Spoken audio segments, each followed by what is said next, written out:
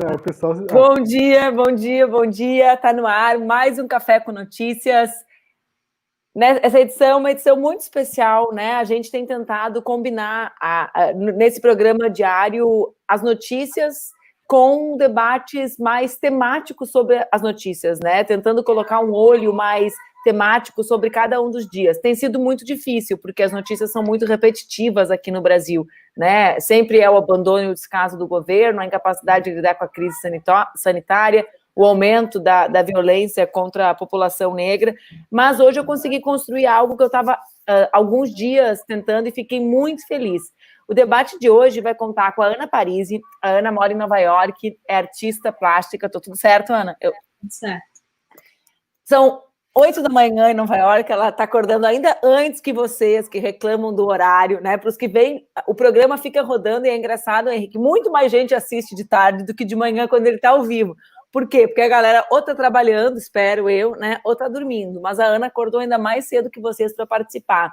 Fiquei muito feliz, Ana, que tu aceitaste o nosso convite para conversar conosco, falar um pouquinho sobre a realidade dos Estados Unidos, as manifestações. Obrigadíssima. Henry Bugalho. O Henry Bugalho, eu estava contando para o Henry que ele arrasta uma legião de fãs entre os meus seguidores, né? E os seguidores das redes, né, gente? Não os seguidores nesse sentido. Fiquei muito feliz, hein, de a gente conseguir conversar junto nessa manhã. O Henry tem se dedicado ao combate ao fascismo nas redes, né? A tentar, a partir do seu lugar de filósofo, tentar nos ajudar a construir, né, chaves para interpretar a realidade, né? Então, o teu papel tem sido muito importante, muito legal, hein? É muito massa ver a galera da filosofia entrando, se comunicando e fazendo com que muitas pessoas compreendam, se esforcem para compreender a realidade do nosso país e do mundo. Bem-vindo. Obrigadão pelo convite, Manuela. É um prazer falar contigo de novo, né? A gente já conversou anteriormente aqui. E eu quero você no meu canal também para a gente falar sobre outros assuntos aqui, abordar algumas questões, embora a gente tenha as questões emergenciais agora, das manifestações no Brasil e nos Estados Unidos. E eu estou comemorando 500 mil inscritos aqui com vocês hoje. Então, um bom dia para a Manuela, para a Ana e para o Príncipe do Gueto aqui. Obrigado pelo convite. Bom dia, tudo bem? Príncipe do Gueto, fotojornalista, residente radicado em Nova York, colunista do Mídia Ninja, que também é um grande trunfo no currículo. Bem-vindo, muito obrigada por ter aceitado conversar conosco nessa manhã. Obrigado a vocês, é uma honra estar com vocês aqui conversando. Tudo bem? Bom dia, Ana. Bom dia, Henri. Tudo bom? Vamos fazer essa conversa. Obrigado. Então, gente, como eu falei no início, o nosso esforço aqui é tentar, né? A gente discute as notícias e tenta, a partir disso, ir elaborando, ajudando a nossa turma a elaborar. Eu queria começar com vocês dois que estão nos Estados Unidos, né? E que, portanto, estão vivendo a realidade de um país que está absolutamente mobilizado, né? A pauta, a execução, mais uma execução pelo Estado, né? Quando a gente fala polícia, às vezes parece que a polícia cai do céu, né? Pelo Estado, mais uma execução pelo Estado, pelo aparato policial do Estado, de um homem negro, né? Isso convulsionou os Estados Unidos. Surgem muitas discussões a partir disso, né? Surge a discussão da capacidade de mobilização do movimento negro norte-americano, né? Surge o debate sobre mobilizações em época de coronavírus, né? E eu queria começar com vocês com esses dois temas, né? Os Estados Unidos, e eu estou falando de propósito para que a gente possa refletir coletivamente, fazer com que a turma reflita também, né? Os Estados Unidos têm muito mais casos, muito mais óbitos do que o Brasil, mesmo o Brasil de hoje, né? Embora pareça que o Brasil vai ultrapassar qualquer outro país do mundo.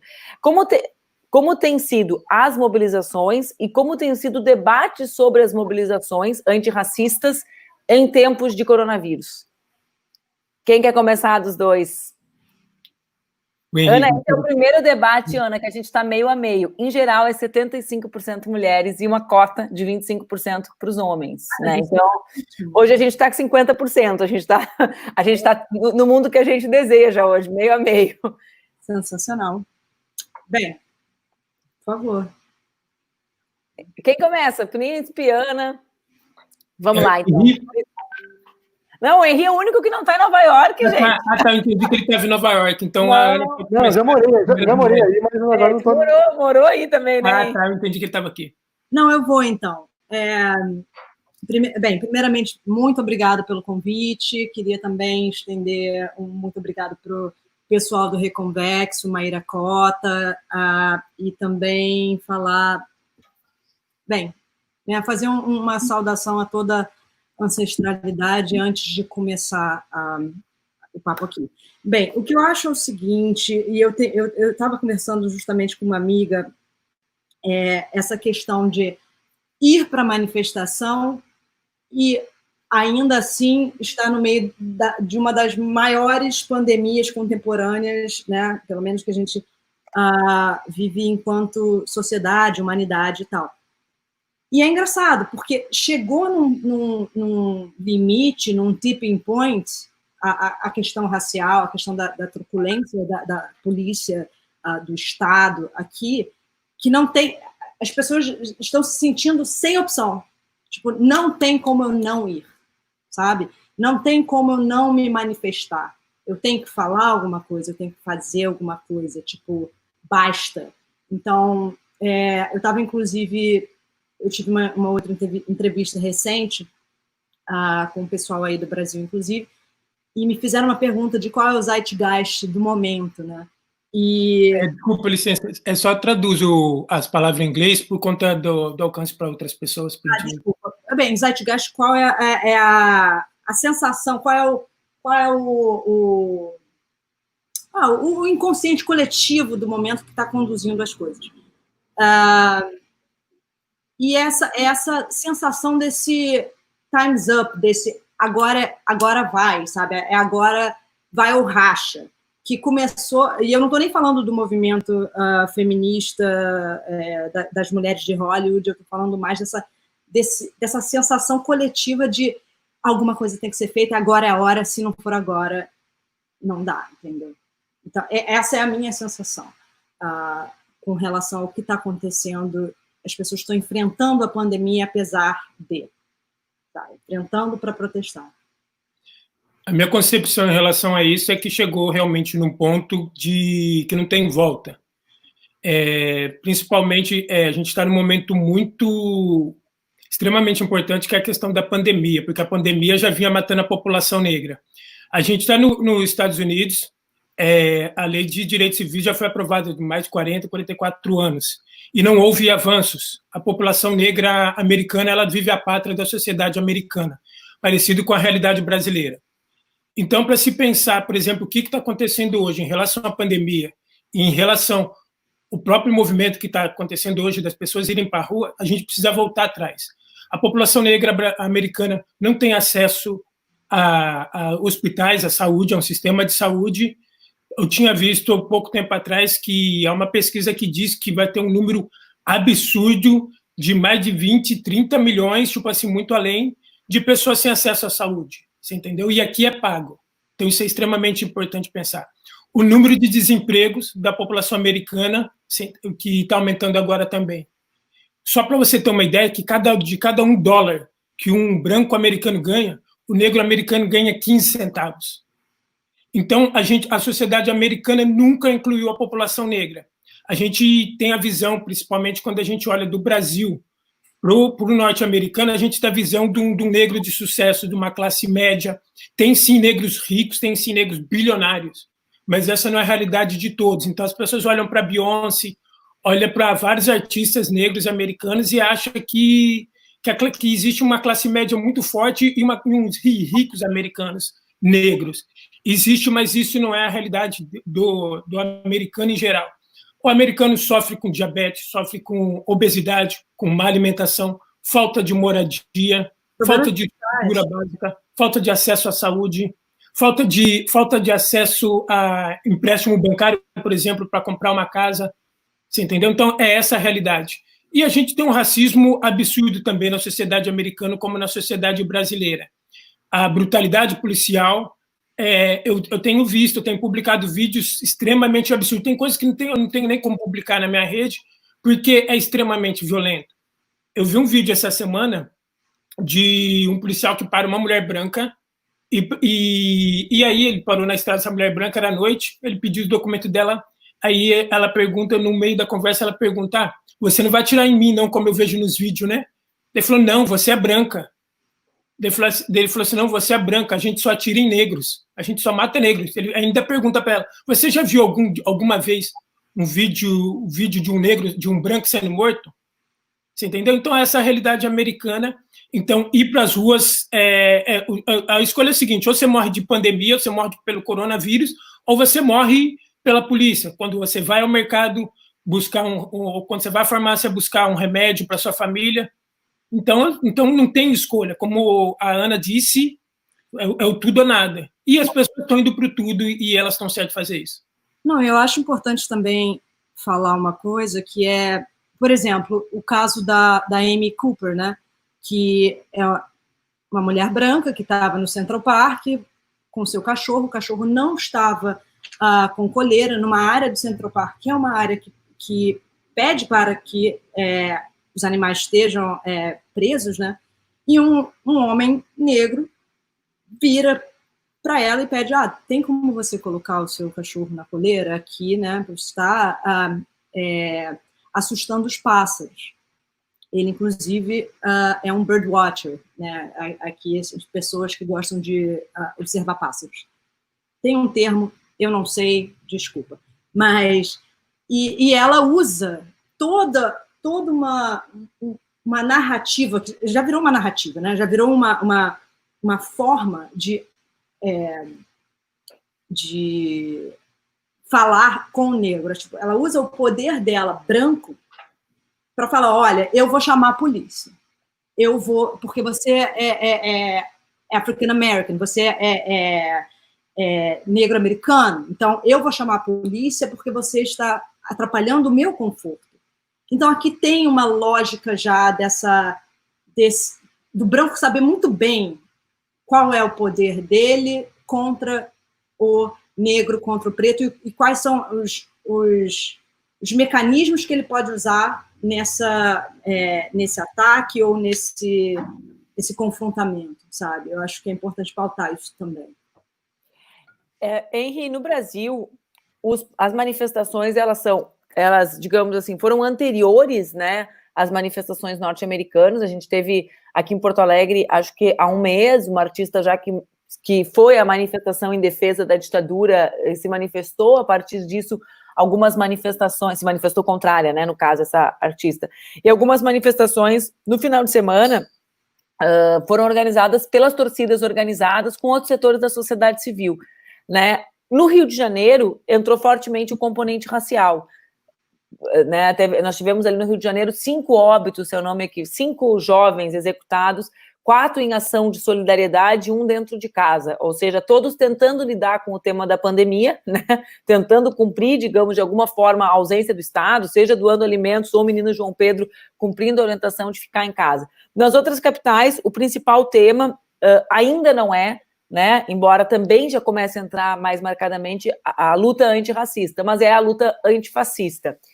Ontem surgiu um debate, né, ou surgiram vários debates há vários dias, a gente já não sabe nem que dia surge, mas um dos debates que surgiu com mais força o que né, o debate é quase como quem pode entrar na luta antifascista, ou o que é ser antifascista, né? E 2, existe como ser antifascista sem ser antirracista, né? E como tu tem te dedicado muito a essa construção, eu queria te ouvir sobre isso. O que eu tenho observado, eu até queria fazer um comentário, depois perguntar para a Ana e para o Guetta. Porque, assim, o que eu percebo é que é um castelo de cartas, né, de várias injustiças sociais, né, você tem o racismo, você tem a desigualdade social, a pobreza, você vai construindo esse castelo de cartas, e quando você põe aquela última carta, isso desaba.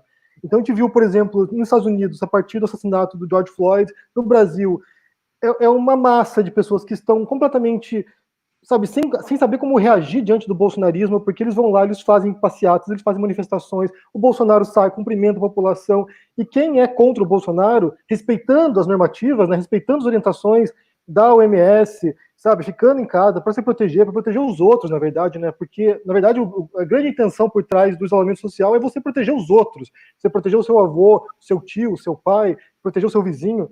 Então, as pessoas que tem essa disputa no Brasil, né, dos chloroquiners versus os quarentiners, né, que eles falam aí.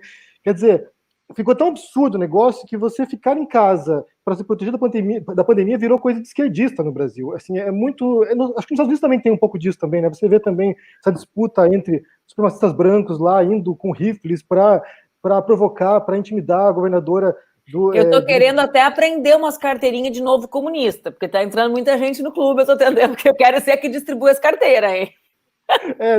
Não, assim, até o Moro, agora, por exemplo. Não estamos aceitando. O negócio tá extrapolando. Mas, assim, você vê, por um lado, uma tremenda revolta da população com essa postura do Bolsonaro diante da situação, né, das mortes agora, porque, assim, a incapacidade do governo federal de lidar com isso. Então, as pessoas querem se manifestar. E eu entendo esse desejo de ir para a rua e se manifestar e mostrar, olha, nós somos a maioria. Você tem agora até a proposta, né, nós somos 70%, nós somos a maioria, nós estamos mostrando para vocês que nós somos. E os primeiros a fazerem isso foram alguns grupos isolados, né? Você teve, por exemplo, algumas semanas atrás, uma divisão da torcida do Corinthians que foi para lá também, para Paulista, e se manifestaram, e isso foi abrindo certas brechas nessa represa, e aos poucos vão saindo tudo, né? Tipo, as pessoas querem se manifestar. E nessa questão do antifascismo, do antifascismo, o que a gente vê historicamente é um esvaziamento de certos conceitos, né? Mesmo o fascismo, como a gente usa hoje, não tem, sabe, ligações diretas com o fascismo italiano ou com o nazifascismo. A gente tem uma outra noção de fascismo que é decorrente de décadas, quase 100 anos depois do fascismo do Mussolini. Então é uma coisa diferente. E o próprio antifascismo, na minha leitura, na minha visão, né, desse movimento que se deu na rede social agora, a partir dessa vontade de se expressar contra o bolsonarismo e contra esse fascismo tupiniquim, tem a ver com isso também. Se tem um fascismo que é difuso, que a gente entende como autoritarismo, como umas posturas populistas de extrema-direita, de cerceamento de certos direitos das pessoas, eu também sou antifascista. Tipo, eu também quero me manifestar contra isso. Se isso aqui é o fascismo brasileiro, eu sou antifascista, porque eu não concordo com isso. Eu não tolero isso. Eu não aceito isso. E no caso do Brasil, em particular, passa certamente pelo antirracismo também. Do mesmo modo como o antifascismo europeu, eu imagino, também passasse em defesa dos judeus, né? Que era uma disputa racista também do nazismo, né? De extermínio de uma etnia. Então, nesse sentido, eu imagino que tem sim esse caráter de... É um conceito muito mais amplo do que era nos anos 60, 70, certamente é, mas as pessoas querem fazer parte disso. Eu também quero demonstrar que eu sou contra isso. E a pergunta que eu queria fazer para o Príncipe do Gueto e para a Ana Parisi, já voltando aqui ao tema anterior, né, sobre Nova York, porque eu morei 4 anos em Nova York, e eu fui embora por várias razões, na verdade. E uma delas tinha a ver com a questão da saúde pública.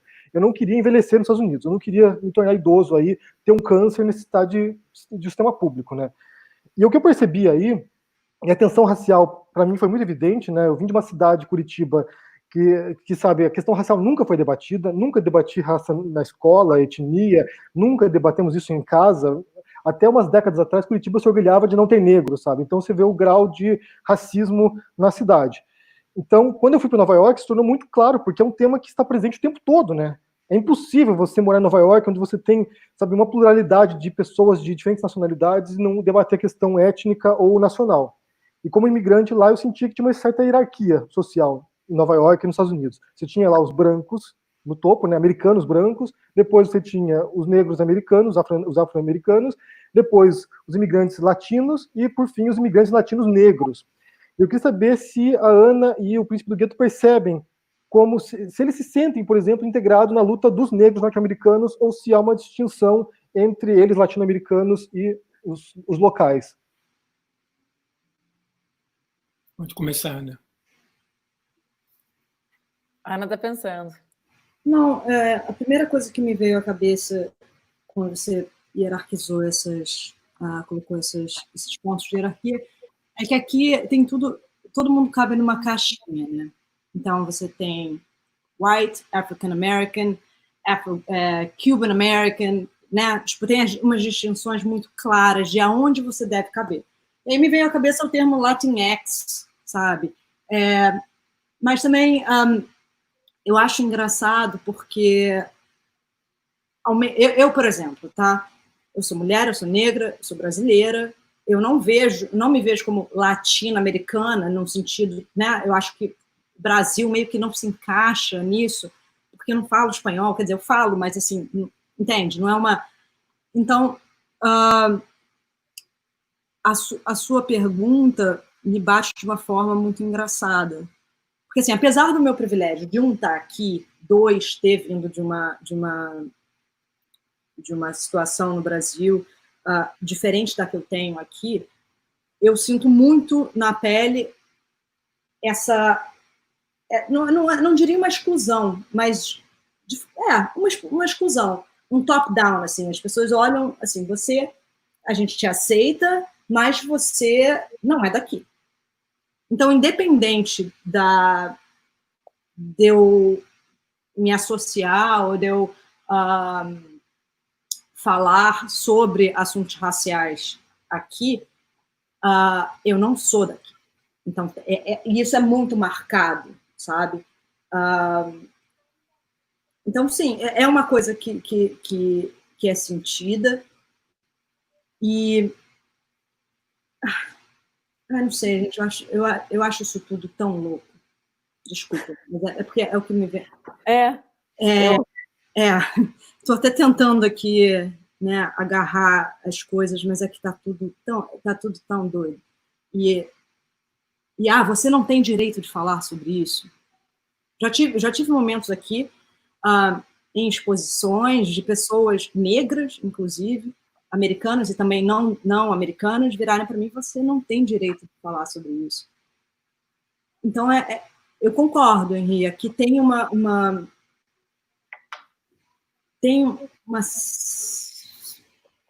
racismo louco, tem uma segregação em caixinhas que é muito difícil, inclusive, de aceitar, de entender de onde vem, sabe? Essas coisas. Não sei. Mas eu também sempre entrei numa... Eu sou uma pessoa que eu não tô nem aí, entendeu? Eu coloco minha cara a tapa, eu falo, eu me exponho, né, meio kamikaze, às vezes, até. Mas eu tô aqui há não tanto tempo, né? Eu moro aqui tem 4 anos. Então, eu acho que eu também ando aprendendo muito, tipo, qual é o meu lugar e qual é o meu lugar de fala enquanto brasileira, estando num país que tem toda uma construção racial, uma história de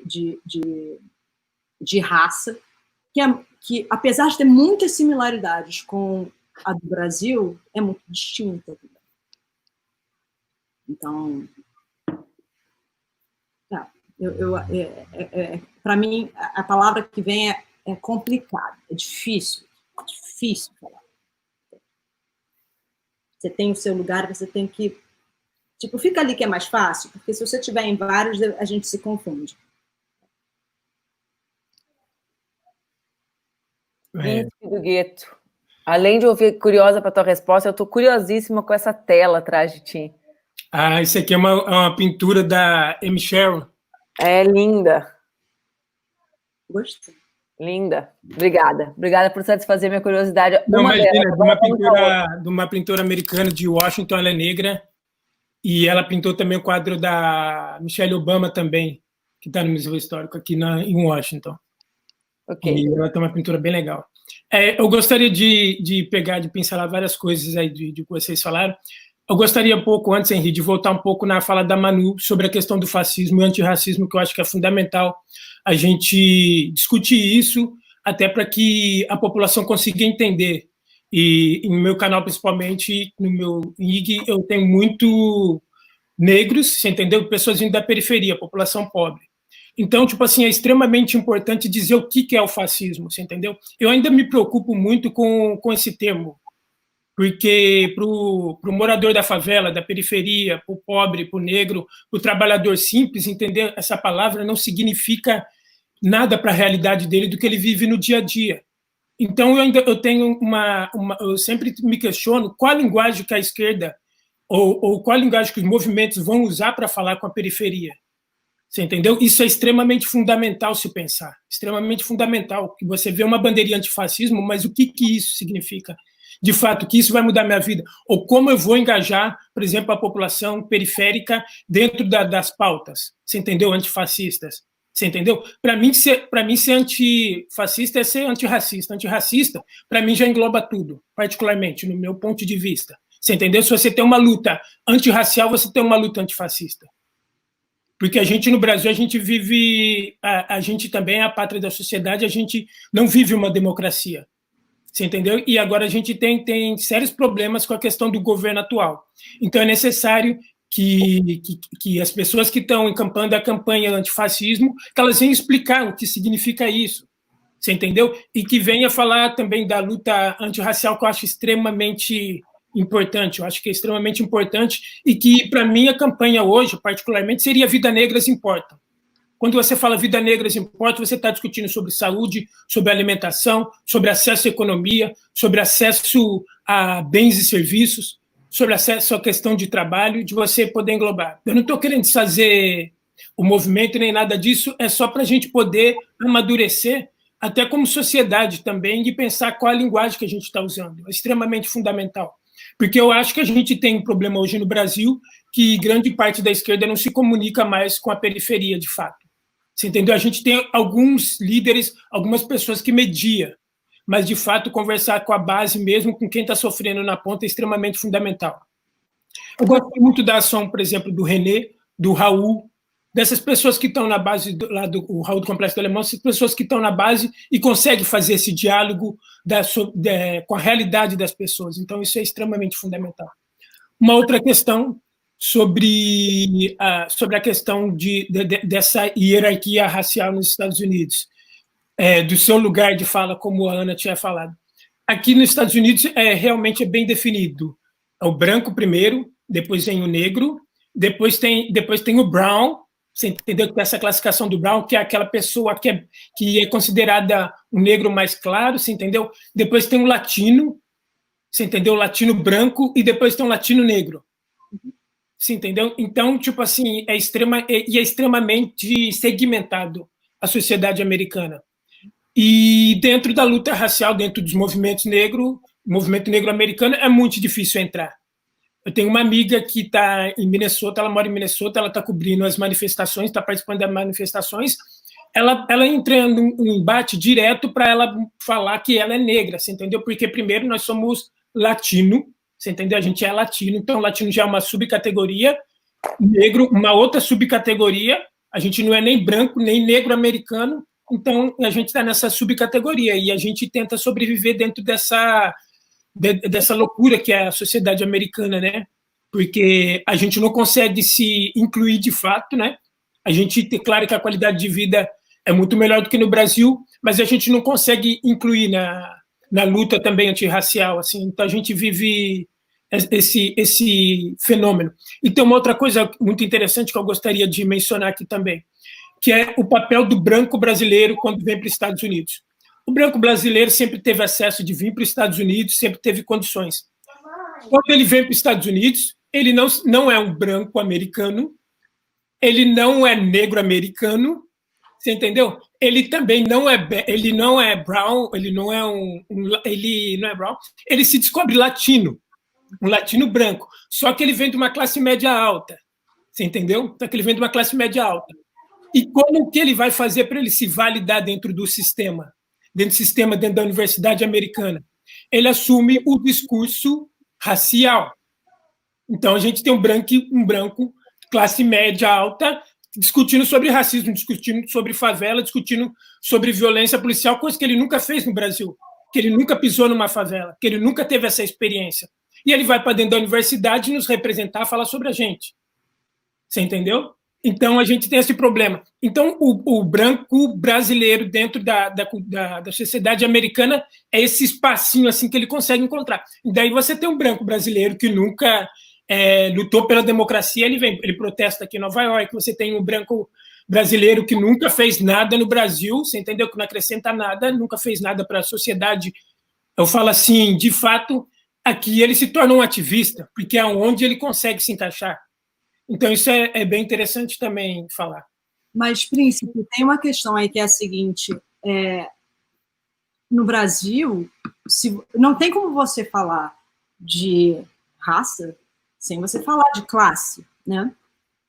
Não sei se você concorda, mas a gente é marcada por um racismo estrutural também, que aqui temos também, né? Aqui nos Estados Unidos, e ao E eu acho muito engraçado, não engraçado, mas eu acho muito curioso esse ponto que você colocou do branco que vem para cá, que se descobre, ele não se descobre só enquanto latino, mas enquanto brasileiro também. Sim. A distância da pátria faz com que ele, nossa, mas que saudade do samba, sabe? Que saudade da capoeira. Ai, amo Caetano, sabe? E assim, válido, super válido. Agora, é importante nesse momento e pensar, tipo, quem é que está falando? Isso que você falou, inclusive, sobre ele vai nos representar nas universidades, nas palestras. Você não vê. É raríssimo. Eu conheço de onde na faculdade que eu fui, uma mulher negra periférica, sabe? E assim, não tem como você falar disso tudo e não falar de uma questão que é básica e primordial brasileira, que é uma falta de representatividade. Você não tem negro em lugar de poder, em geral, sabe? Por quê? Porque é um problema estrutural. É um problema de que a gente está amarrado, né? A gente, eu estou dizendo, a população negra, periférica, que eu me excluo disso, tá? Eu tive muitas oportunidades e, enfim, eu me excluo desse, eu não estou me colocando aqui num lugar de falar mas, enfim. Então, você tem essa população que não tem acesso à educação, que não tem acesso à saúde, que, cara, foi mal, não vai no museu, e não vai no museu porque não vai pagar R$25 para entrar num MASP, não vai, sabe? Então, assim, acesso é algo que tem que ser conversado também, sabe? Porque o Estado, as elites, né? E por elites eu falo não só elites né, de dinheiro, mas também elite intelectual. Existe um projeto de manter o negro naquele lugar do negro. Isso não é de agora. Isso não é de agora. Se você pensar a nossa história, ela sempre foi assim. Ela sempre manteve o negro no seu lugar. E digo mais também, eu acho que não é uma questão necessariamente particular ou específica do Brasil. Eu acho que as diásporas sofreram isso. E sofrem. E por isso que esse movimento, que explodiu com uma revolta, uma raiva por conta da morte do George Floyd, está se capilarizando no mundo inteiro. Porque chegou uma hora que ninguém aguenta mais. Ninguém aguenta mais a pressão desse joelho no pescoço da raça, da falta de oportunidade, da falta de voz, da falta de palanque, da falta de sabe? Quantos artistas negros chegam a algum lugar? Me fala, sei lá, 10. Me fala o nome de 10 artistas brasileiros negros ou negras. E que se sustentam, né? Exato. Depois da fama. Sabe? Eu tive a honra de recentemente conhecer Carolina Laureano, a Kênia, sabe? Mas, tipo, que são curadoras. Mas quem chega? Quem é que chega? É uma luta muito grande. É uma corrida muito grande. Muito árdua, sabe? Eu queria ler um trecho. Vocês podem rir de mim, mas eu quero ler um trecho do artigo do vice-presidente da República, publicado hoje no jornal Folha de São Paulo, para vocês. Daí do Brasil? O vice-presidente da República do Brasil, Mourão. Cabe ainda perguntar qual o sentido de trazer para o nosso país problemas e conflitos de outros povos e culturas.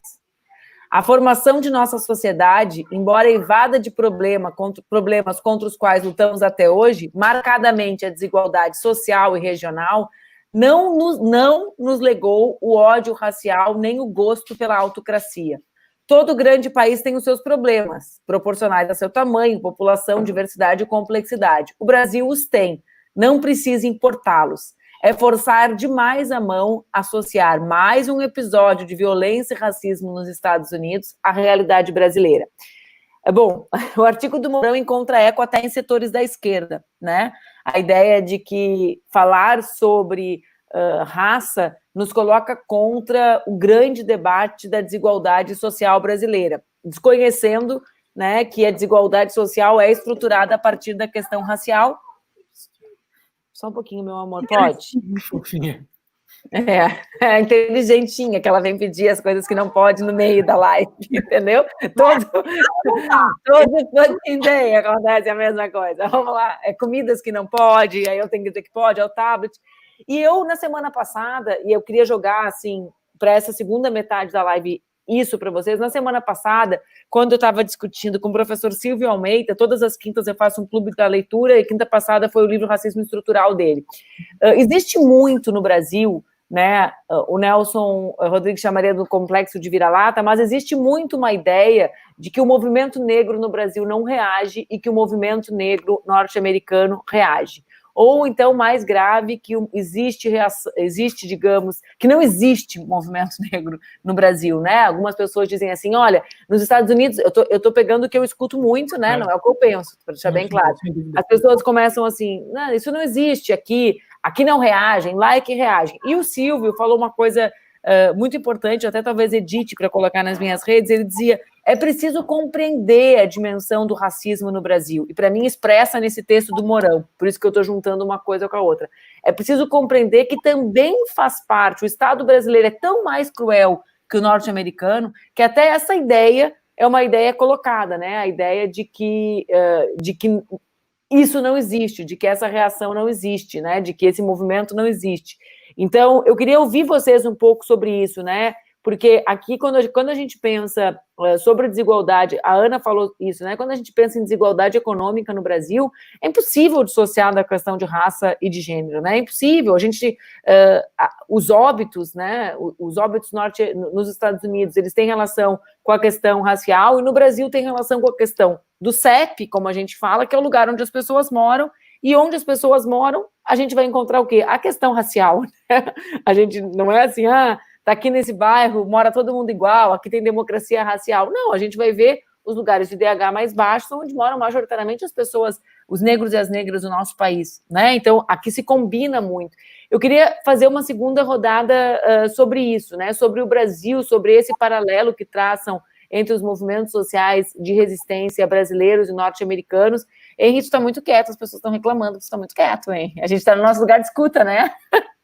Pois é. Eu quero aproveitar essa pergunta sua, Manuela, e juntar um pouco com a fala do Príncipe do Gueto, porque o que ele descreveu ali, aquele percurso do branco, classe média brasileira que vai para os Estados Unidos e se identifica ativista lá, ele me descreveu, basicamente, para ser sincero. Porque eu não era classe média alta, mas eu fui para os Estados Unidos, nunca foi uma questão que me afligiu, eu vou para lá e começa a ser atacado por certas questões que não me faziam parte antes. Então, assim, o Príncipe falou que é um problema, talvez não seja a solução isso, acho que porque assim, você tem no Brasil esse mito da democracia racial. Então isso é criado, né, de que não existe isso, não existe no Brasil racismo, e é algo de muito tempo, né, você tem o Gessé Souza, por exemplo, que descreve esse percurso da criação desse imaginário de que no Brasil tudo é maravilhoso, que há integração e que não há esse tipo de discriminação racial como existe em outras nações.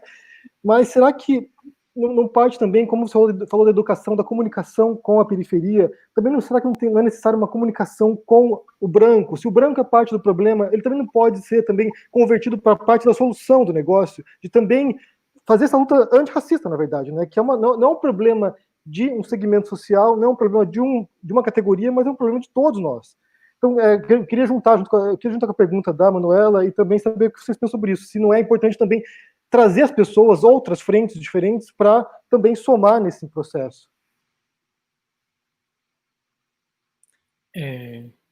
Quer falar, Ana, primeiro? Não, por favor. Então, tem várias coisas aí para comentar. Bom, o artigo do vice-presidente na verdade, é o pensamento médio brasileiro. Isso, para mim, é tácito. E é vergonhoso, tipo assim, que um vice-presidente da República ele venha com um posicionamento desse num país extremamente desigual, num país que a cada 10 minutos mata um jovem negro. Você entendeu? Um país extremamente racista, extremamente racista. Na minha concepção, o Brasil é o país mais racista do mundo, mais racista do mundo. É muito interessante, eu vou contar minha experiência pessoal, que quando eu era mais jovem, eu falava assim que eu queria morrer na África.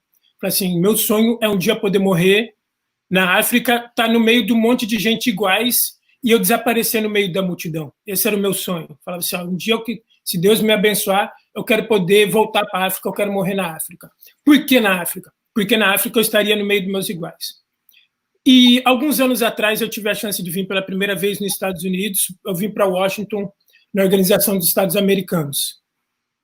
E eu vim participar de uma reunião da sociedade, do Conselho Civil, dentro da Organização dos Estados Americanos, e eu tive uma experiência. Eu fui na CVS, que é uma farmácia, que é um mercado de farmácia que tem aqui nos Estados Unidos, e eu entrei, não tinha nenhum segurança andando atrás de mim, não tinha... E o caixa eu tinha que pagar, eu mesmo pagar o negócio. Eu fiquei assustado com aquilo, porque não tinha nenhum segurança andando atrás de mim.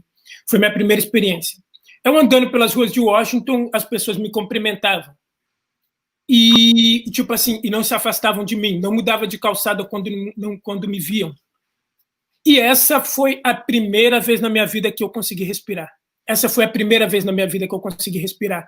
Que eu tive noção, que eu consegui ter noção do que era o racismo brasileiro. Essa foi a primeira vez que isso me pareceu, quando eu tive que sair, me afastar para poder entender. Isso foi extremamente louco assim, para mim. Eu falei, meu Deus do céu, eu estava esperando que eu fosse viver isso só quando eu morresse, no final da minha vida, que eu fosse morar na África. E eu consegui respirar pela primeira vez. E isso me incomodou profundamente, mudou totalmente a minha trajetória, que eu falei, eu quero morar nos Estados Unidos, eu quero morar nos Estados Unidos, por conta dessa questão. E é muito interessante pensar que no Brasil você não pode respirar. No Brasil você não pode respirar. A gente tem uma estrutura racial muito, muito, extremamente demarcada no Brasil. Você entendeu? É no restaurante que a gente vai, tem gente olhando. É quando você vai no mercado, tem segurança te olhando. É pessoas afastando da gente na rua. É pessoas puxando a bolsa da gente, perto da gente, você entendeu? É muito comum. É muito comum as pessoas brancas estar fazendo isso. Pessoas brancas que não contratam a gente, não querem contratar. Pessoas brancas não querem dar acesso. Você entendeu? E aí agora, tipo assim, as pessoas brancas se acham no direito de vir cobrar o movimento negro brasileiro, porque o movimento brasileiro não é tão aguerrido. Não é aguerrido, tipo assim, o movimento negro é aguerrido, mas a gente vive numa estrutura racial tão problemática, tão doentia, sabe? Tão inconcebível. Você entendeu? Que se você comparar a morte de negros no Brasil no ano de 2017, no primeiro semestre, somente no Rio de Janeiro, você entendeu? Foram 711. Só para você entender isso, num semestre. E agora, se você for comparar com as mortes de negros nos Estados Unidos, não tem nem comparação. É extremamente menor, você entendeu? E uma questão é muito interessante. O movimento negro brasileiro é de luta. O movimento negro brasileiro, a gente tem muitas lideranças negras, tem meninas fazendo trabalho incrível, tem pessoas fazendo trabalho incrível, você entendeu? Na questão econômica também. E a gente precisa, tipo assim, desmistificar tudo isso. E a fala do vice-presidente é terrível, você entendeu? É vergonhosa. Isso, tipo assim, é absurdo. Porque o Brasil é extremamente racista e eu acho importante, sim, a gente se espelhar em alguma coisa dos Estados Unidos. Me desculpa, mas é importante. Eu vou apontar, desculpa, eu sei que eu falo muito, mas eu vou apontar só mais um ponto. A gente tem uma esquerda brasileira pregando para a gente todo momento contra o capitalismo, quando o menino na favela quer comprar um Nike, quando o menino na favela quer um iPhone, mas a gente recebe na favela, na quebrada, a gente recebe os mesmos estímulos. A gente vê a mesma propaganda que o branco vê. Você entendeu? E por que a gente não pode ter os mesmos desejos? Agora, fala para mim, quando que a classe média branca, esquerda também, ou da direita, também vai abrir mão dos seus privilégios?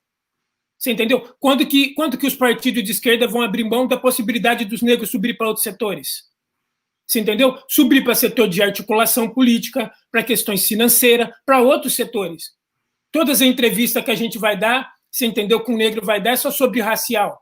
Você entendeu? Mesmo que a menina... Meu partido é presidido nacionalmente por uma mulher negra, viu?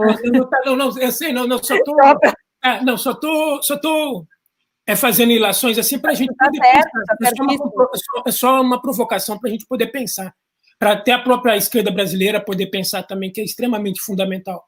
Porque a gente tem que pensar se a gente não está reproduzindo o racismo dentro da nossa própria estrutura. Você entendeu? Quantos amigos negros você tem? Com quantos amigos você vai no restaurante negros? Você entendeu? Quantos amigos, quando você vai apresentar um projeto, ou quando você vai contratar alguém para prestar um serviço, você vai chamar o seu amigo negro? Você entendeu? Ou você vai chamar uma outra pessoa branca porque, tipo assim, você conhece, você fez faculdade com ela e não abre a possibilidade e você está postando fotos que você é contra o racismo. E você vai pôr a bandeirinha preta, você entendeu, do blackout? Então a gente tem que pensar as nossas relações sociais, a gente tem que pensar de como a gente dialoga, de como que a gente estrutura e de como que a gente acaba com o racismo em todas as estruturas da sociedade brasileira. Eu acho...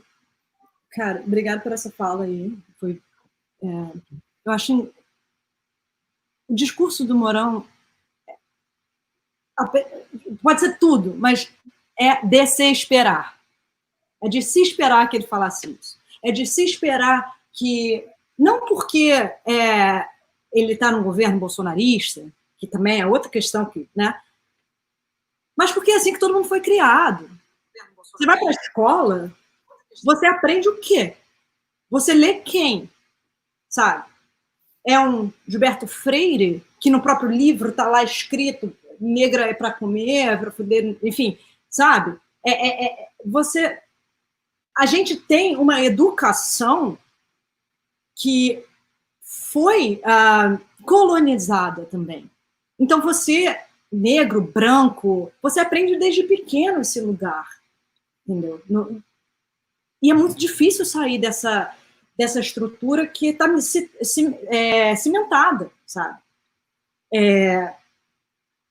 No nosso crescimento, na nossa educação, em como a gente olha para nosso amigo branco e quer o mesmo cabelo, ou quer o mesmo tênis, ou quer enfim, né? Eu concordo com você nesse sentido. Eu queria voltar e falar, o movimento negro, ele sempre existiu no Brasil. Quilombo, gente, pelo amor de Deus, tem levante maior do que isso, sabe? Revolta dos Malês. Hoje em dia, o trabalho magnífico que o Raul Santiago faz, e ele não é o único, sabe? Eu acho que o problema é que a gente não conhece, sabe? Muita gente não conhece, aí olha e fala, não tem. Não é não tem. É você não foi curioso o suficiente, ou você não sabe o suficiente, ou você não viu o suficiente, e aí você acha que não tem. Até porque a questão de visibilidade no Brasil é muito interessante a gente pautar. Se não vê, se você não tem um negro visto, ele não existe, correto? Né? Porque aí eu volto, eu esqueci o nome dele, mas... droga. Enfim, eu volto para algo que eu ouvi há um tempo atrás, que é, quantos amigos periféricos você tem? Quantos bairros da periferia você já foi? E não é para ir à festinha, não, tá? Não é para, não, mas peraí, eu fui porque eu fui lá no baile do não sei o quê. Tudo bem, válido. Eu acho que é válido sim, também. Porque... Aí, voltando para o que o Henrique falou, do branco, né? Do branco que vem para cá e aprende, e aí quer se colocar e quer... Eu acho importantíssimo puxar, sim, o branco também. Essa luta é de todo mundo, gente. Essa luta é de todo mundo. Mata mais preto? Sim. Mata mais LGBTQI, que a gente nem mencionou aqui? Sim. Mata mais trans? Sim. Mulheres. Mas quem é que chega aqui? Então, é para pensar assim que se eu não estaria aqui, por exemplo, tá, conversando com vocês hoje, se uma pessoa branca não tivesse falado para Manu, olha, tem a Ana Parisi, sabe?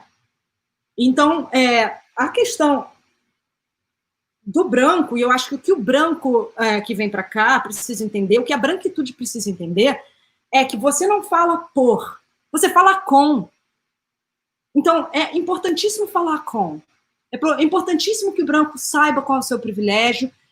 E não é para atacar, não, para falar você é menor. Não é essa questão. A gente já passou disso, não tem tempo. A gente não tem tempo para entrar nesses... Sabe? Não, vamos lá, é falar com... ligar para um príncipe do gueto. Pô, cara, aí, essa questão tá rolando, me ajuda, sabe? Porque, desculpa, mas quem sente na pele... O branco não sente na pele. Ele não entra num restaurante e a galera olha para ele e vê na hora aquele preto. Não acontece. Então, é ter uma humildade e também conseguir entender de uma posição de vulnerabilidade que, cara, eu, né, branca, não entendo isso. Eu não passei por essa experiência. E tudo bem não ter passado. Não quer dizer que você não possa ter empatia, não quer dizer que você não possa elevar o negro amigo, o negro que está fazendo um trabalho bacana, sabe? Um artista negro, enfim. Mas é uma luta sempre, é uma luta diária. E esse que é o problema. Não é uma luta de um quadradinho preto que eu vou colocar hoje e amanhã que se dane. Não que seja o caso do que se dane. Eu acho que tem muita gente que está acordando para uma questão agora, e eu estou achando isso lindo, tá? Independente. Postou, não postou, botou hashtag, errou. Que bom que errou. Erra, vamos embora. Essa discussão tem que acontecer no Brasil, sabe? Ela já acontece no movimento negro brasileiro, ela já acontece com os LGBTs, ela já acontece na esquerda. Mas está na hora de a gente pegar lá e, sabe, todo mundo, vamos lá. Então, eu acho importantíssimo o que está acontecendo. Temos que conversar. Eu queria aproveitar só uma fala dela, aproveitar um negócio sobre o engajamento branco, que é extremamente importante, sobre o fato que aconteceu do Felipe Neto ter cobrado o Neymar para se posicionar. Eu acho que o papel, tipo assim, ele teve várias críticas de vários segmentos negros e ele acabou apagando o post e tal, não sei o quê. Particularmente, acho que o Felipe Neto fez certo. É extremamente fundamental você se posicionar, você entendeu? Quando você se posiciona, não é dizer o que o negro tem que fazer ou não, mas eu acho que você tem que usar o seu lugar de privilégio, sendo para dar oportunidade para os outros, mas se você tem a possibilidade de estar no meio artístico, seja onde for, e conseguir dialogar com essas pessoas, ou mesmo cobrar responsabilidade, eu acho que tem que ser cobrada. Eu acho que tem que ser cobrado, porque o Pelé nunca se envolveu, por exemplo, na questão racial do Brasil, sempre viveu como se nunca tivesse, você entendeu? Eu acho que os atletas têm que ter responsabilidade social, você entendeu a questão racial? Os artistas brasileiros têm que ter, você entendeu? Tem, mas é muito pouco ainda do que poderia vir a ser, você entendeu? Todo segmento, jornalistas têm que ter. Como que a Globo News, por exemplo, faz cobertura em Nova York, sem ter cobertura em Nova York do movimento negro, sem ter a CNN colocou o William negro. Um repórter negro, como, gente? Como? Do país que tem mais negros fora da África. Como que a gente aceita isso? Você entendeu? É inconcebível que o jornalismo brasileiro tenha só branco, você entendeu? É uma meia dúzia. Eu dei uma entrevista agora para a Rede Record e que o repórter falou, me desculpa, ele estava envergonhado e falou assim, não tinha nenhum repórter negro para te entrevistar. Você entendeu? E é uma realidade que existe. Eu acho que é fundamental realmente a gente ter o branco na luta, você entendeu? A gente vai ter que amadurecer junto, vai errar, você entendeu? Vai cometer equívocos, mas a gente vai trabalhar junto, vai construir junto. Então, os brancos são bem-vindos, sim, são bem-vindos, a gente necessita do branco. Não foi os negros que criou o racismo. A gente sofre o racismo, a gente não criou. E a gente precisa do branco para desmantelar essa estrutura. Você entendeu? A gente não criou. Então, a gente precisa de vocês, a gente precisa do branco. Você entendeu? Então, a gente... e uma outra questão também, o negro não tem obrigação de ensinar o branco. O branco tem que se interessar, ele tem que buscar, você entendeu? E é muito interessante, uma coisa que tem acontecido assim, eu nunca tive muitos seguidores. Comecei a ter muitos seguidores agora. Faz coisa de 1 mês e pouco. Tem pessoas que já me seguem há muitos anos, mas eu nunca tive um número tão grande como agora. Assim, ontem eu fiz até um Twitter, eu postei que falei assim, tem muitos brancos me seguindo. Eu falei assim, isso, onde está a câmera? Porque, tipo assim, porque é verdade, porque a gente precisa começar a pensar no nosso papel, você entendeu? Isso, na verdade, é para chamar atenção. O que a gente está fazendo, quem a gente está seguindo, como a gente está construindo essas relações, você entendeu? A gente não tem que ter só uma Djamila, a gente tem que ter 30, tem que ter 50, tem que ter 60, você entendeu? A gente tem que ter várias pessoas, você entendeu? Várias líderes, sabe? A gente tem que começar a ampliar. E se o branco, se pessoas que têm um poder, têm um privilégio branco, que pode ceder, por que não ceder? Por exemplo, eu coloquei que eu estava no Twitter ontem que eu estava precisando de alguém que legendasse e traduzisse vídeos para mim para colocar no canal, porque eu tenho um grande número da periferia e que às vezes eu coloco o vídeo e ele não vai entender o que está falando, você entendeu? Que é extremamente importante. E aí, tipo, eu pus, tipo assim, eu teve uma pessoa só que se posicionou para poder ajudar e legendar, mas ela nem me mandou mensagem, ela só comentou no Twitter, mas não me mandou mensagem. Então é isso, de você usar seu privilégio branco, usar a estrutura que você tem. Se você tem um carro, você colocar à disposição. Isso à disposição de quem está precisando. Isso é ceder o privilégio. Você entendeu? Eu falo o seguinte, por exemplo, se você está acostumado a ir num evento, num show beneficente, numa ópera, você ganhou ingresso para o Rock in Rio, e você foi todos os anos para o Rock in Rio, cede para a mulher que está trabalhando com você, cede para uma pessoa que você conhece que jamais foi no Rock in Rio, sabe? Isso é ceder privilégio, é de você possibilitar que as outras pessoas tenham acesso também, sabe? Não é possível você sonhar com que você nunca viu, com que você nunca teve informação. O menino só vai querer fazer balé se ele tiver acesso, você entendeu? Só vai querer cantar uma música, tocar um instrumento se ele tiver acesso. Você entendeu? Você vai querer ser arquiteto se ele tiver acesso. Ele só vai querer ser jornalista se ele tiver acesso, se ele vê um negro jornalista. Sabe? Então é fundamental a gente repensar qual é o nosso posicionamento e como a gente pode cada dia mais diminuir essa estrutura racial, você entendeu? Da maneira como a gente faz, da gente sempre estender essa... porque é muito cômodo para o branco sempre estar com as mesmas relações, é muito cômodo, você entendeu? É muito cômodo, a gente tem que tirar a população branca desse conforto, a gente tem que provocar, e faz parte.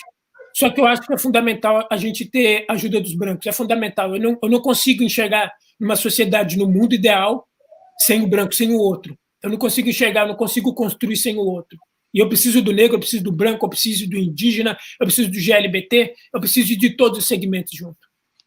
Eu ia relatar, Príncipe, a galera está adorando, a gente está indo para os últimos minutos aqui. Eu ia relatar e eu acho que é importante que a gente fale sobre isso, né? O Henry pergunta qual é o nosso lugar na luta antirracista, né? O primeiro é reconhecer que é necessário se engajar na luta antirracista, né? Ou seja, não adianta contemplar e dizer que não é. Né, o que a Angela Davis fala, não adianta não ser, é preciso ser, tomar posição, não existe neutralidade nisso. Mas eu queria trazer um relato para vocês, que eu acho que é importante que as pessoas percebam que essas mudanças que tu sugeres de comportamento, né, ou quando a Ana fala dar visibilidade, né, é utilizar o espaço que tem para que esse espaço seja um espaço dessa luta, dessa visibilidade. Eu noto muita diferença em mim individual, a partir dos alertas do embate, da força do movimento de mulheres e homens negros, né? Noto, por exemplo, a minha descoberta de autoras negras que eu nunca tinha lido na minha vida, né? Que nunca, sou uma pessoa que sempre leu e que sempre leu muito, e existe um universo de mulheres negras que nunca tinham feito parte da minha vida, e que eu... por uma disciplina, né, militante de, bom, eu preciso entender, incorporei e saí ganhando muitíssimo. E evidentemente que dar visibilidade para essas mulheres é parte do meu compromisso, né, na luta antirracista. Então eu estou falando desde a literatura, quer dizer, semana passada a gente conversou com Silvia Almeida no clube de leitura que eu fiz na anterior com a Scholastic, que é uma escritora de Ruanda. Então, traz mudança, isso que você está sugerindo, né? A gente, no programa, por exemplo, nunca, né? Não existe como a gente perpetuar não ter mulheres. Esses dias eu vi um flyer nem fala mais, né? Flyer é muito velho, um panfleto, né? Que tinha, assim, 5 homens de uns 60 discutindo o futuro do Brasil, e eu respondi para um deles, eu falei, o futuro de vocês, só homens e só brancos, não existirá mais. Vocês não têm... Né? Então, assim, eu queria trazer o testemunho de que é educativo para nós, né, nos obrigar, no sentido de ter na nossa mente, individualmente, que esse compromisso precisa se materializar. né? Porque primeiro é um esforço e depois deixa de ser um esforço e passa a ser incorporado, entende? Então, é isso que você falou. Eu olhava e dizia assim, são 4 convidados por dia. Eu não posso ter um programa sem a presença de uma pessoa negra, um homem ou uma mulher, né? Eu não posso ter um programa sem a presença de mulheres, né? Então, primeiro, ele surge da disciplina, do exercício da sugestão de vocês, disso que tu falou, né? E depois ele é incorporado, porque é o que a Ana falou, o invisível no Brasil existe. Ele não deixa de existir porque ele é invisibilizado pela estrutura do racismo que oprime, né? Então, eu queria só trazer o testemunho de quem ouviu, aplicou e que nota que muda. Esses dias eu queria fazer, desculpa, vou deixar a mulher falar primeiro, não vou deixar você falar primeiro que... Eu só queria fazer um comentário, assim, que é o seguinte, que eu acho que toca também o que o Henri está falando, perguntou, e o que a Manu pautou agora, o que o Brasil está sentindo nesse momento, eu acho, ao meu ver, o meu olhar de observadora, que não sou da política, não sou da filosofia, tal, etc. O Brasil está começando a sentir as dores de crescimento. O assunto caiu. O assunto racial agora está na boca do povo, né, digamos. Povo, elite, governo, de todo mundo. E eu acho que é dificílimo colocar o dedo na ferida, é dificílimo olhar para privilégio, é dificílimo reconhecer que, cara, eu não sei nada sobre escritoras negras, por exemplo, ou artistas, ou curadores negros, ou fotógrafos negros brasileiros, né? E que vergonha! E, nossa... Então, assim, é complicado mesmo. E eu acho que tem que ter paciência também, que aí eu acho que entra a sua pergunta, Henri, de tipo, mas não é para trazer os brancos? Sim, eu acho que tem que ter uma paciência também do movimento negro. E eu concordo com você, Príncipe, que não é papel do preto ensinar. Ok, concordo. Até porque é cansativo. É cansativo. Cansa. Cansa. E não é um cansativo de, não aguento mais. É um cansativo emocional. Mas, ao mesmo tempo, eu acho fundamental que essas figuras que estão em posição num lugar de representatividade, né, que tem um palanque, tem uma voz, tem um spotlight, usem disso, usem dessa ferramenta para ajudar também. Porque, como é de todo mundo, eu quero mais que a minha amiga, a minha não sei quem, o fulano, entenda. Sabe? E eu acho que esse processo de crescimento é um processo de muita conversa, um processo de muito diálogo, de sentar e realmente, vamos conversar sobre isso? Vamos debater? Porque é necessário.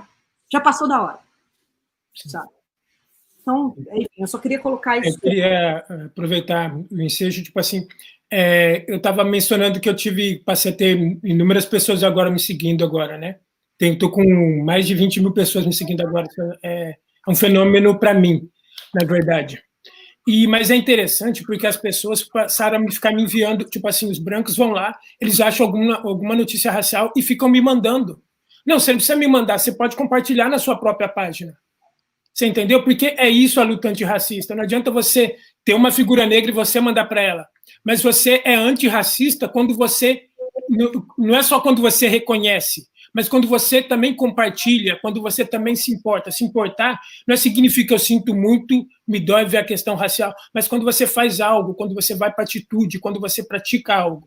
Isso é extremamente importante. Manu, eu queria só mencionar a última coisa, e eu vou fechar aqui minha fala, que é, por exemplo, aquela live do UOL que convidou você, acho que estava o Haddad, o Boulos. Como vai discutir Brasil sem o negro? Você entendeu? Quando vocês se posicionam, por exemplo, e falar, eu não aceito participar se não tiver uma presença negra. Não vou participar, não vou. Pode chamar outra pessoa, mas eu não vou participar se não tiver um representante negro. Porque senão reforça o racismo, reforça. Como que vai discutir o Brasil, ou os rumos do Brasil pós-pandemia, sem negro, sem uma figura negra? Como? Como em pleno século XXI, o jornalismo tem coragem de montar uma live sem uma presença negra? Isso é um tapa na nossa cara, isso é uma humilhação para nós negros. É humilhante você ver um negócio desse e você não ter voz, você não conseguir falar, você fala, puta, cadê o negro aí? Tipo, você escreve no comentário, mas não vai aparecer. Você entendeu? Então, tipo, a gente precisa que você se posicione e fale assim, não, tô levando um negro comigo, tô puxando um, tem negro nessa live, a gente tá indo pro jantar, tem um negro aí, a gente vai para uma festa, tá, mas tem negro. Você entendeu? E é isso, é reforçar mesmo, é ser o cara chato mesmo, você entendeu? Pra gente poder mudar. Você entendeu? Quando tipo assim, uma coisa interessante aqui é que o branco, eu fui cobrir um protesto do Black Lives Matter antes dessa onda agora, e a maioria era um branco segurando a placa do Black Lives Matter. Eu falei, meu Deus, que porra que é isso? E aí, depois eu comecei a entender a lógica americana, que o branco se coloca no posicionamento do negro nos Estados Unidos. Ele vai à frente, ele vai à luta, ele protege no protesto, ele financia, dá dinheiro para o protesto para o Black Lives Matter, ele financia, você entendeu? Enquanto o negro está trabalhando, você entendeu? Ele vai no protesto do negro e vai segurar a placa. Você entendeu? Isso é de uma beleza, isso é de um negócio absurdo de lindo, você entendeu? E depois, no começo, depois eu comecei a entender. Você entendeu que isso é extremamente importante. Então, é fundamental que vocês, é fundamental que mais que engajamento, mais que compartilhamento, mas que puxem, você entendeu? Que não queiram e que não consumam em lugares onde a gente não esteja, que não consumam em lugares onde nós não somos bem-vindos. Você entendeu? Que se você for numa festa, for num lugar e não tiver nenhum negro, se incomode, você entendeu? Saia, comente, faça comentário. Desconfie, sabe? Né? Desconfie, porque, tipo assim, senão a gente está sempre sustentando essa estrutura racial. Gente, não, foi ótimo, a galera amou. Henry, mais alguma contribuição? Nós ficamos no nosso lugar. Discuta, eu te convidei para o vídeo junto comigo. Não, exato. Eu acho que assim, é uma tremenda oportunidade de aprendizado isso, na verdade. A gente entender também o que está acontecendo. E, assim, talvez a última dúvida, eu gostaria de deixar também, né, para vocês que estão observando aí em primeira mão o negócio, é se vocês sentem que esse momento aí vai impulsionar alguma coisa, alguma mudança, ou se vai ser abafado, como foi em outras circunstâncias, né? Porque a impressão que dá é que sempre são forças em colisão, né? Você tem uma força de mudança aqui, um monte de jovem indo para a rua, e por outro lado você tem as forças da reação, né? Os reacionários mesmo, que querem manter tudo como estava sempre, né? Se sentem que pode mudar alguma coisa nesse momento? Se alguém vai extrair alguma lição disso, ou eu acho continua? Depende de como vai ser feito. Depende de como vai ser também manifestado, sabe? Por exemplo, é até uma questão que eu não sei nem muito. Eu fico me debatendo para responder, tá? Aqui e com relação ao Brasil. A maior ameaça, eu acho, agora do que está acontecendo do movimento antirracista, que está atrelado ao movimento antifascista, de uma certa forma, né, é violência. São os protestos que são violentos. Eu entendo muito a frustração. Entendo muito. Porque é aquilo que o príncipe estava falando. Cansa, uma dor, né? Você se revolta. Eu entendo. Agora, eu acho que a gente está no Brasil num momento muito delicado do atual governo, mas eu não acho que isso é de agora. Eu acho que é um construto histórico no Brasil, né? A questão vem de longa data, mas eu acho que nesse momento específico a gente tem que ter muito cuidado, muita calma ao protestar também. Porque a gente está a um passo de voltar para uma realidade que a gente lutou muito tempo para sair. Aqui também, tá? Aqui também, porque quando você tem um presidente, que eu não vou mencionar o nome porque ele não merece, um presidente que fala que vai botar o exército, que é para atirar mesmo, que enfim, é a mesma coisa.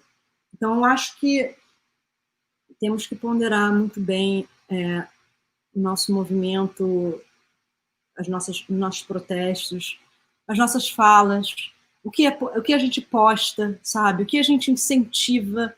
E por isso, mais uma vez, importantíssimo o papel do negro numa posição de fala, papel e responsabilidade, sabe? Papel e responsabilidade. Porque o momento é um momento delicado também. Então, eu acho que... Não acho nada, enfim, é isso que eu queria colocar. Mas lembrei, desculpa. Eu acho que eu quero muito que aconteça, sabe? Eu acho que já estão havendo várias mudanças muito óbvias e evidentes, que se não valer de nada, pelo menos ficou ali uma sementinha, entendeu? Mas vai depender da gente, vai depender de nós. Príncipe do Gueto, para a gente encerrar. Tá bom. Minha turma já está aqui, ó, o Lombardi já está no meu ouvido aqui. Para você sucinto. Eu acho que vai haver mudança, sim.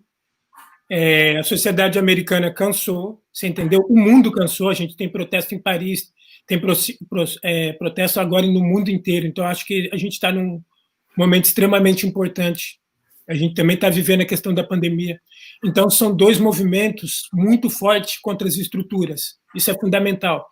E a gente também é muito importante salientar que a gente está há um processo muito grande eu falo um processo mesmo de fascista, um processo fascista, mesmo um processo de tentar suspender os direitos, a gente tem que lutar contra isso, você entendeu? Principalmente no Brasil também, você entendeu? De grupos tentando tentando roubar a nossa democracia, você entendeu? Então, eu acho importante que a gente tem que ir para cima, tem que lutar contra o fascismo e temos que defender o direito ao acesso à rede social, o acesso aos meios de informação, como a Manu está fazendo essa luta aí, é extremamente importante, porque senão a gente vai perder esses canais onde a gente pode comunicar e pode estar tendo mais pessoas. Mas eu acho que é isso, eu acho que eu não consigo construir um mundo possível sem a ajuda de outras pessoas também. Preciso da Manu, preciso do Henrique, preciso da Ana, preciso das pessoas que estão assistindo a live, a gente precisa de todo mundo. Muito obrigada, galera. Foi assim, eu vi que a turma amou, né? Eu até às vezes brinco que eu faço esse café com notícias para minha saúde mental, porque eu escuto vocês, me reconecto com as minhas causas, com as razões pelas quais a gente está na luta, né? E a gente está aprendendo a estar na luta também. Eu acho que a galera toda precisa ter isso em mente, né? Lutar não é algo estático. Se a gente não incorporou outras lutas, né? Que a gente faça autocrítica na luta, né? Não fazendo, né? Troca o pneu do carro com o carro andando, como o povo fala. Amanhã a gente vai continuar com esse papo aqui. Amanhã eu vou receber a Benedita da Silva, minha querida amiga, né? A Carol Anchieta, que é aqui do Sul, e acho que a Alessi Brandão. Sabe que eu estou tentando fazer a Alessi às 9 com a gente. aí já é outro assunto. Vocês acham que a gente vai reunir gente aqui e fazer a Alessi às 9 aqui com a gente? Vai ser uma luta. Mas acho que vai ser esse trio. Eu quero agradecer muitíssimo vocês, agradecer a contribuição. Henri, obrigada. Muito obrigada, a gente vai se encontrar mais vezes, eu vou começar a te chamar porque tu está num fuso horário bem avançado, vou abusar disso. Ana, muito obrigada, que bom que a Maíra nos apresentou, minha querida amiga, a Maíra nos trouxe, né, uma para outra. Príncipe do Gueto, sabe que ontem eu fiquei impressionada como a galera é careta, que eles queriam porque queriam te rebatizar aqui, né, tinha que entrar com um nome menos artístico, eu amei, porque acho que a turma toda... gostou, né, de te ver, de te saber da tua relevância, da tua luta, de como é massa ter um fotojornalista brasileiro em Nova York com esse compromisso com as comunidades, com a periferia. Muitíssimo obrigada, galera. Obrigado pelo convite. Foi uma alegria, uma honra compartilhar essa manhã com vocês. Não se esqueçam, compartilhem nas redes de vocês esse conteúdo, porque essa é uma das formas que a gente tem de levar conteúdos do nosso campo político, né, da luta antirracista, antifascista, para que mais pessoas assistam ao que a turma disse aqui no Café com Notícias. Um beijo, bom dia. Beijo, gente. Tchau. Se cuidem, cuidado do coronavírus, hein? Cuidado. Bom dia a todos, aí, pessoal.